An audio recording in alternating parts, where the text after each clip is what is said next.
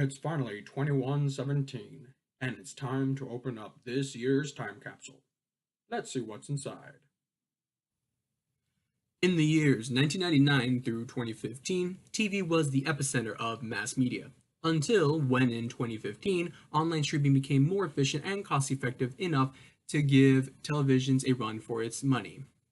By May 1st, 1999, the top 10 network affiliates, which represented 30% of the nation, had to switch from analog to digital TV programs. For those of you who don't know, analog programs are prone to image fading, snow, and quote-unquote ghosts. Ooh, spooky. On the other hand, digital programs go virtually untouched by the aforementioned problems. They also make it possible to broadcast multiple channels with different programming. Analog television required constant broadcasting on the same frequency in order to maintain a channel, not taking into account that the frequency degrades in correlation to distance.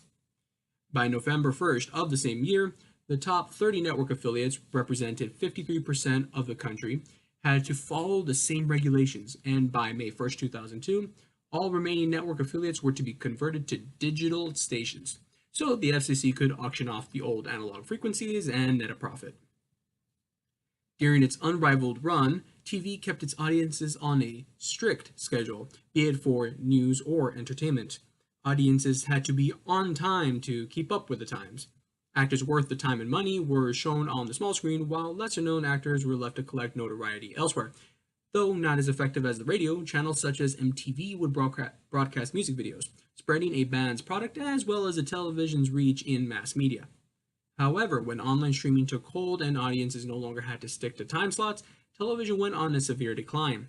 To combat this, in 2018, channels broadcast back-to-back entertainment and ads. As for what the future holds for television, only the decline will tell. And while television was on its nearly untouchable run, another form of entertainment was making way to significantly cut into its territory. Video games are wildly popular and highly controversial in today's society. Though video games have been around since the last half of the 20th century, due to new technology and more immersive experiences for users, they have gained popularity drastically in the past few years. In this year, 2018, there are an insurmountable number of video game companies that design, produce, and publish video games. Among all of these companies, there are two that essentially rule the industry. The first is Nintendo, a company that actually began in 1889 as a trading card company. Over the past century, Nintendo has evolved from creating cards to creating electronic toys and finally to creating video games and video game consoles. Nintendo's first game console was the Magnavox Odyssey, released in the year 1972. Today, Nintendo's most recent console is the Nintendo Switch, and some staple characters include Link from Legend of Zelda and the Mario Brothers from their game series. The next video game giant is Sega. Sega originated as a company that created casino-type machines to amuse the soldiers stationed in Hawaii during World War II. From there, Sega evolved into creating somewhat more advanced arcade games, and by the year 1965, Sega had games in over 200 arcades. Sega's first video game was called Periscope and was a submarine simulator. Now, Sega has provided society with staples such as the Atari systems and the character Sonic the Hedgehog. In this year, video games have been a hot topic for both good and bad reasons. Though many new games have their release dates set for this year, many politicians are up in arms against the video game industry. Video games are played by people of all ages, and some video games include graphic violence. Many policymakers argue that the video games are the cause of magnitude of the multitude of mass shootings that have occurred this year. President Trump even met with representatives from various video game companies in a closed meeting to discuss limiting the amount of violent content that young people are exposed to. In the future, it is unclear what video games will be like and how they will be played. Now on to social media. Social media is significant to the history of media because it changed the way people interact with each other. Some different forms of social media are Facebook, Instagram, Twitter, Snapchat, blogging, etc. Some social media sites that were once popular are not anymore. An example of this would be MySpace. It was extremely popular in the early 2000s, but now is almost non-existent. The first social media site was created in 1997. It was called 6 Degrees. It allowed users to upload a profile and make friends with other users.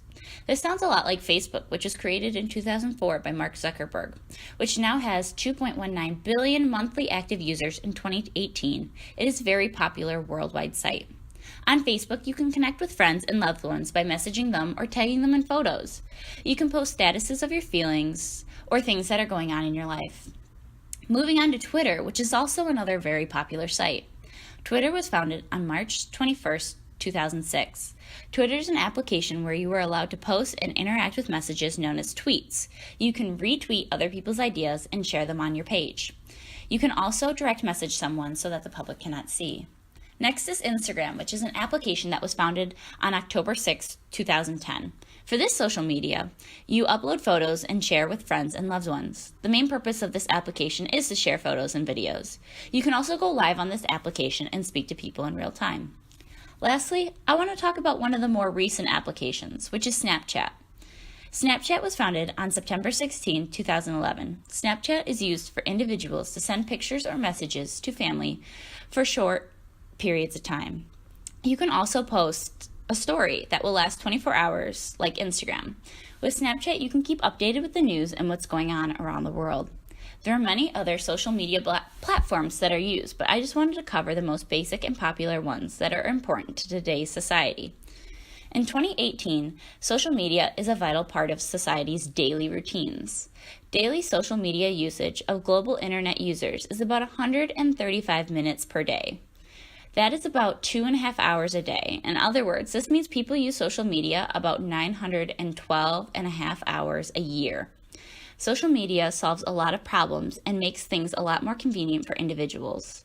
Social media is a lot of people's way of communicating and learning about others. I think these events are going to be important 100 years from now because it is such a large part of our cultural society. It's a way that people express their feelings and opinions. You are able to communicate with people from around the world in a touch of a button. This type of technology was never available before social media. It is also a way for businesses to get out there. A lot of ads are on social media. I think it is important to look at social media because I am sure it's going to change over the next 100 years. Social media is a recent idea that has spread like wildfire. I think in 100 years to come, it will become even more important to society.